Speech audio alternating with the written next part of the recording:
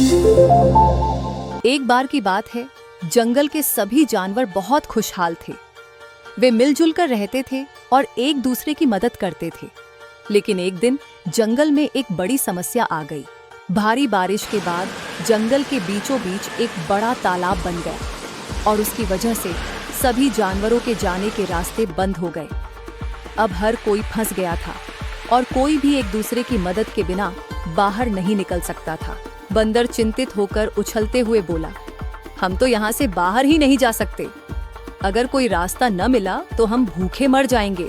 तोते ने ऊंचे पेड़ से उड़ते हुए कहा, हमें कुछ करना होगा। तालाब के पास से रास्ता ढूंढने की कोशिश करते हैं।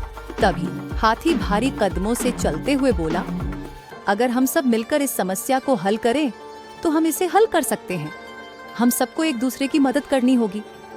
हाथी ने सुझाया कि अगर वह तालाब के पास अपनी सूंड से मिट्टी डाल दे तो रास्ता बन सकता है और छोटे जानवर उसे पार कर सकते हैं।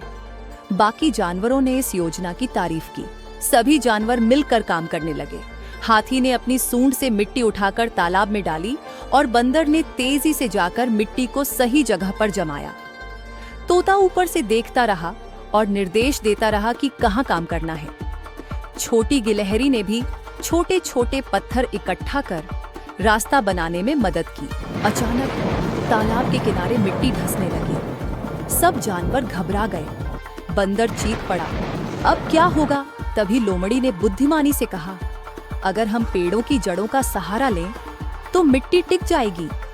उसने जंगल के पेड़ों की कुछ शाखाओं को काटकर मिट्टी के किनारों पर रखा, जिससे मिट्टी और मजबूत हो गई।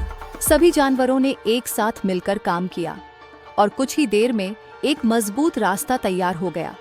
सब जानवर खुशी खुशी उस रास्ते से पार हो गए। तालाब के दोनों तरफ हंसी और खुशी की लहर दौड़ गई। शेर राजा ने सभी की मेहनत और एकता की सराहना की।